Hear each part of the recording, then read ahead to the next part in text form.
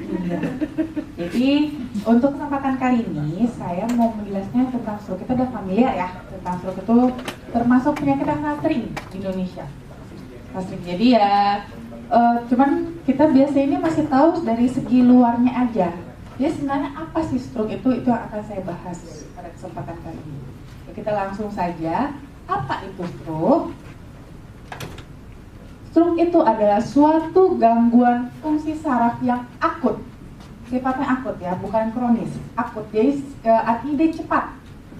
Yang disebabkan oleh karena gangguan peredaran darah otak, di mana terjadinya bisa secara mendadak dalam beberapa detik atau bisa prosesnya cepat. Beda ya, antara cepat dengan mendadak ini beda. Kalau mendadak kan langsung. Kalau cepat dia ya prosesnya agak sedikit lebih lama dibandingkan mendadak, tapi dia masih tergolong cepat. Itu bisa dalam beberapa jam. Itu timbul gejala dan tanda yang sesuai dengan di daerah mana terjadi gangguannya di dalam otak.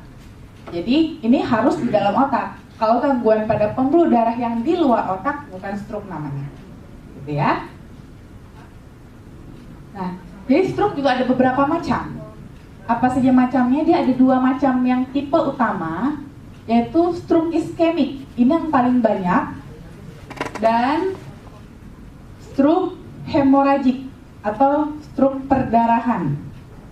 Ini agak sedikit lebih jarang, sekitar 15%. Dan stroke iskemik ini dibagi dua lagi dia. Ada stroke trombotik dan stroke embolik. Ini bedanya apa? Ini kita lihat. Kalau stroke trombotik, dia itu artinya adalah stroke yang terjadi plaknya itu dia tersumbatnya hanya di tengah-tengah, dan dia akibatnya karena di sini dia tertutup, dia akan mengurangi, terganggulah pasokan darah ke daerah yang akan diperdarahi oleh si pembuluh darah ini.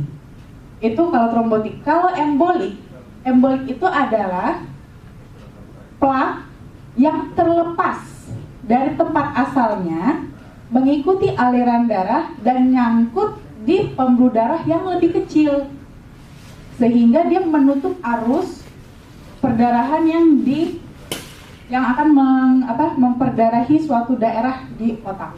Itu berbedanya. Tapi dua-duanya sama-sama iskemik. Jadi kalau iskemik ini perbedaannya dia hanya sampai tidak memperdarahi daerah di sekitarnya. Dia tidak terjadi pecah pembuluh darah. Kalau hemoragik dia terjadi pecah pembuluh darah, gitu ya. Dan ini kalau hemoragik ini dia harus lebih gerak cepat penanganan. Nah, ini dia yang paling penting. Faktor-faktor resiko bagi orang-orang yang memiliki kemungkinan terkena stroke.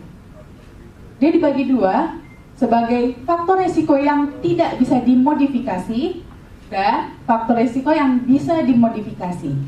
Kita masuk yang pertama, faktor resiko yang bisa dimodifikasi itu apa aja? Tidak bisa dimodifikasi. Usia, jenis kelamin. Kalau usia ini biasanya orang-orang yang sudah usianya di atas 55-60 tahun, dia resikonya semakin besar untuk terkena stroke. Cuman seiring dengan berjalannya waktu sekarang ya, ini bahkan lebih muda pun bisa. Cuman semakin dia tua akan semakin besar kemungkinan dia untuk terkena stroke.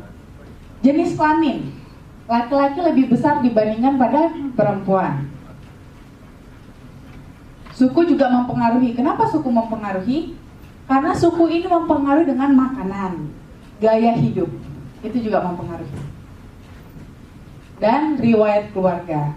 Nah sekarang kadang-kadang orang bertanya, kok bisa sih? Padahal kan stroke itu sebenarnya bukan penyakit keturunan, bukan.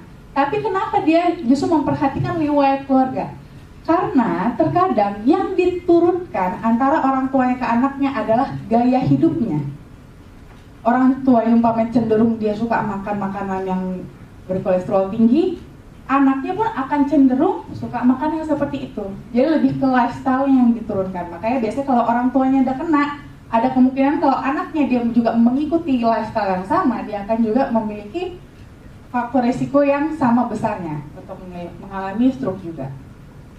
Nah ini faktor risiko yang bisa kita modifikasi, artinya bisa kita hindari.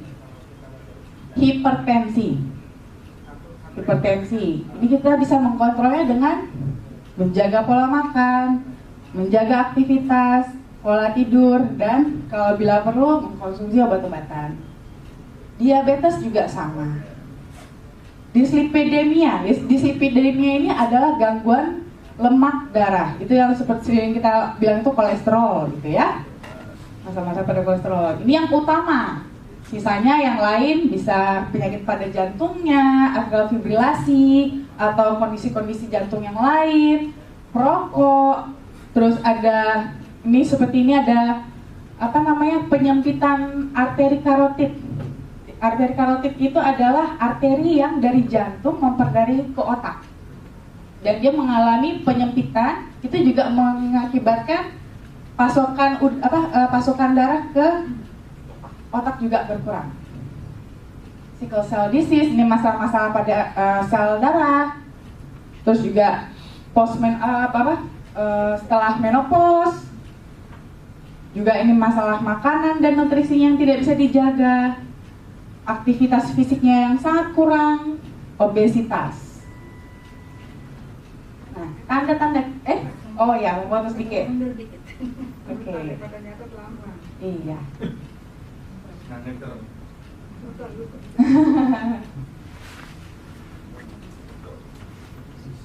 Seru. Atau nanti kalau ini kalau punya flash disk bisa di copy juga kok. Boleh. Bisa. Iya. Oke, lanjut ya. Gejala klinisnya. Apa saja tanda-tanda orang yang biasanya ini kayaknya curiga stroke nih. Ini kita perlu hati-hati juga karena mungkin kita sering ketemu orang yang seperti itu. Jadi kita bisa alert gitu ya. Kelemahan mendadak atau mati rasa pada wajah, lengan atau kaki, terutama pada satu sisi tubuh. Jadi dia sebelah. Ini kita kalau dia sebelah merasakan dia kayak mati rasa atau agak-agak kebas, itu kita harus hati-hati. Jangan-jangan dia sudah mulai ada gejala stroke-nya. Lalu ada tiba-tiba agak-agak kayak kebingung, kayak bukan kayak gimana ya? Tiba-tiba hilang ini gimana ya? Tiba-tiba gitu hilang, nggak sadar dia, bukan hilang sadar pingsan ya, tapi kayak blank, tiba-tiba blank. Ini kita di mana gitu seperti itu. Terus juga ada gangguan bicara.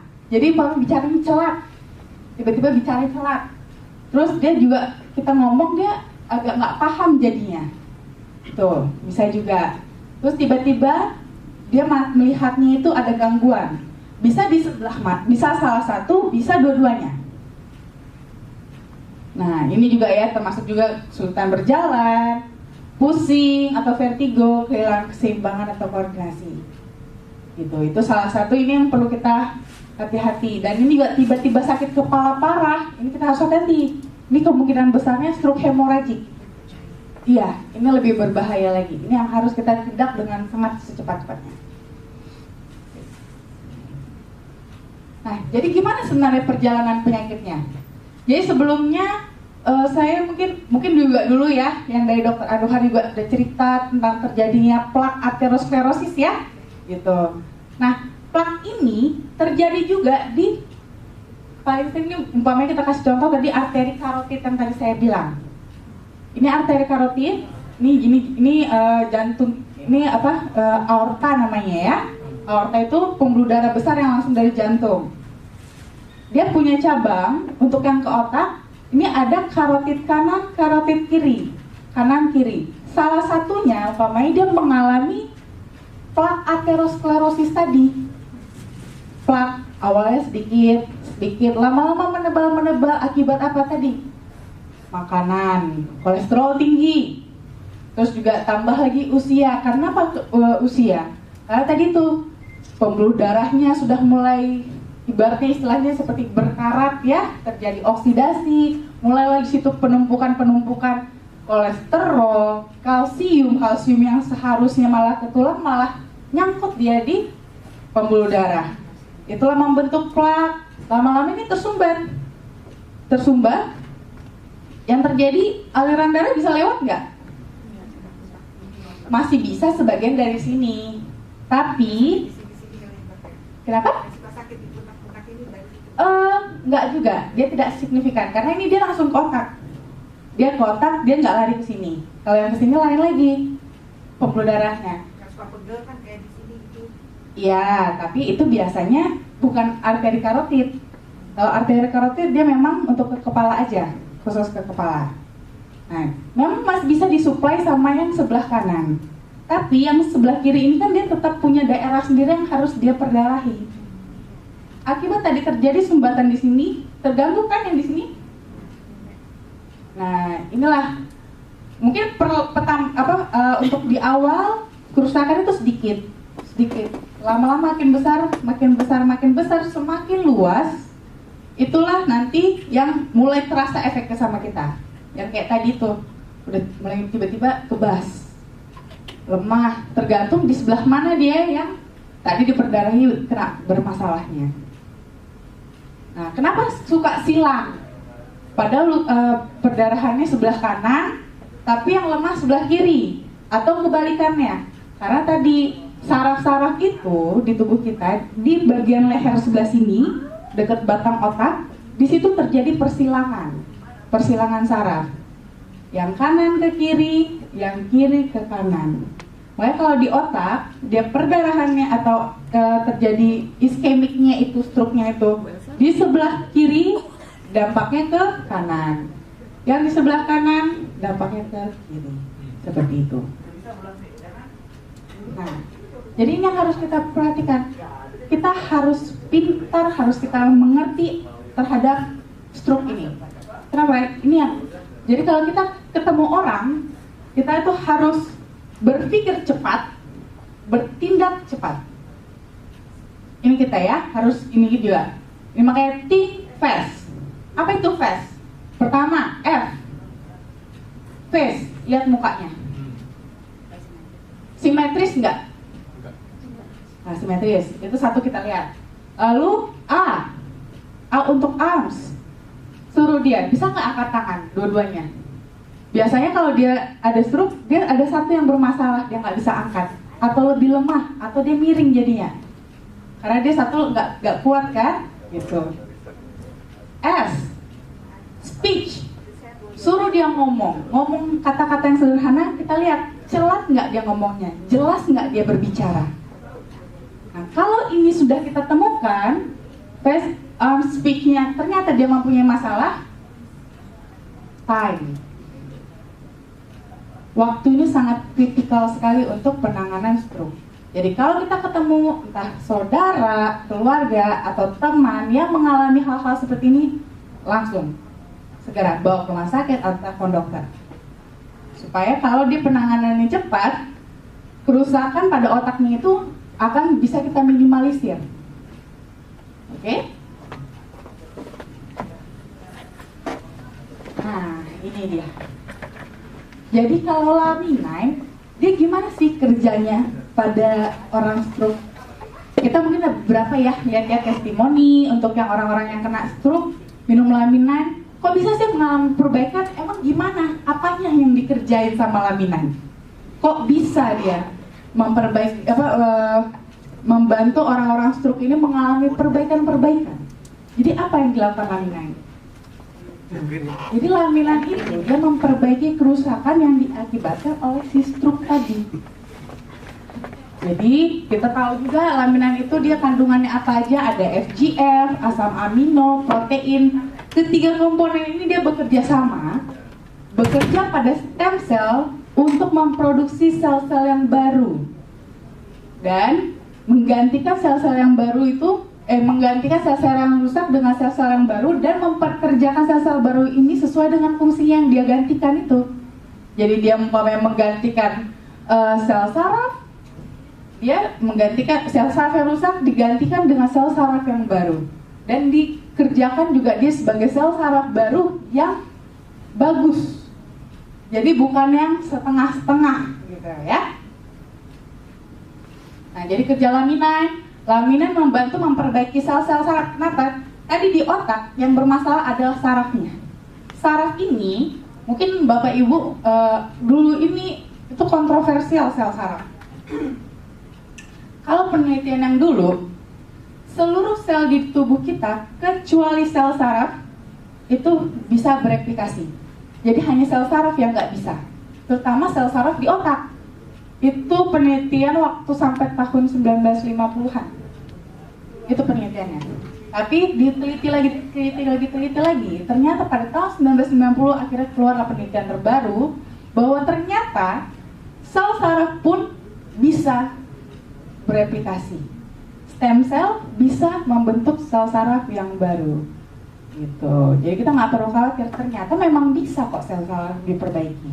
Dan laminin yang seperti kita tahu, dia bekerja pada stem cell-nya untuk tadi merangsang di stem cell ini bereplikasi menggunakan bahan baku asam amino dan protein yang di dalam laminin juga untuk membentuk sel-sel saraf yang baru. Nah, laminin juga memperbaiki sel-sel pembuluh darah di otak yang pecah. Pada tadi yang pasien-pasien yang hemoragik, yang perdarahan. Jadi sel-sel pembuluh darah itu diperbaiki terus supaya fungsinya kembali sempurna. Lalu juga laminin membantu mencegah terjadinya plak aterosklerosis dan membantu menghambat progresivitas plak aterosklerosis yang sudah ada. Jadi, kalau kita sudah punya plak aterosklerosis, umpamanya orang-orang yang sudah diring, riwayat stroke, walaupun sudah sembuh, sudah diring, sudah pasang cincin gitu ya, atau balon, kita nggak boleh anggap remeh. Justru dia kemungkinan besar akan terkena lagi. Karena ini plak aterosklerosis ini sifatnya berulang. Di satu tempat dia ada, maka dia akan ada lagi di tempat yang lain. Kemungkinan besar dia akan ada di tempat lain. Dan ini hanya tinggal menunggu waktu kapan di tempat yang lain ini akan bertambah tebal sampai menimbulkan masalah. Nah, inilah kerja laminin. Laminin membantu untuk mencegah terjadinya plak aterosklerosis yang baru. Yang awalnya mulus dijaga supaya jangan sampai terjadi, dan yang memang sudah ada itu dijaga supaya jangan bertambah lagi, bertambah menumpuk lagi supaya jangan jadi masalah. Kalau dia masih kecil dia nggak masalah, nggak terlalu bermasalah. Tapi kalau sudah lebih dari sekitar 50% itu sudah mengganggu, sudah sangat mengganggu. Tapi kalau seandainya masih 10% numpuknya atau 20%, ya tubuh kita masih bisa beradaptasi dengan kondisi seperti itu. Nah, untuk konsumsinya seperti biasa, pada dewasa minumnya 2x2 selama 2 minggu pertama untuk kita melihat apakah dengan porsi 2x2 ini memang sudah mencukupi kebutuhan nutrisi kita. Kalau kurang bisa ditambah, kalau nanti ternyata sudah cukup tinggal diteruskan. Setelah mencapai dengan kondisi yang kita harapkan, tinggal di maintenance aja 2x1. Sorry, ini yang udah kena stroke? Ya? Ini sudah kena stroke? Baik yang sudah kena stroke maupun yang mempunyai resiko. Terutama, ini kan karena kita berhubung ngomongin tentang stroke ya, mempunyai resiko terhadap stroke. Gitu. Dan kalau bisa ya, kadang-kadang kita nggak tahu. Kalau dari ininya sih, tekanan darah sih bagus. Gula darah bagus. Kolesterol bagus, asam urat bagus. Kayaknya sih nggak ada masalah sih dok. Sejauh ini sih belum ada masalah, belum tentu juga. Seperti kenapa? Tadi faktor resiko ada yang tidak bisa kita modifikasi. Seperti tadi usia, jenis kelamin, suku, dan riwayat keluarga. Kita tetap harus hati-hati. Itu intinya semua orang pasti punya resiko stroke. Gitu. Jadi kita harus prevent, ya, mencegah.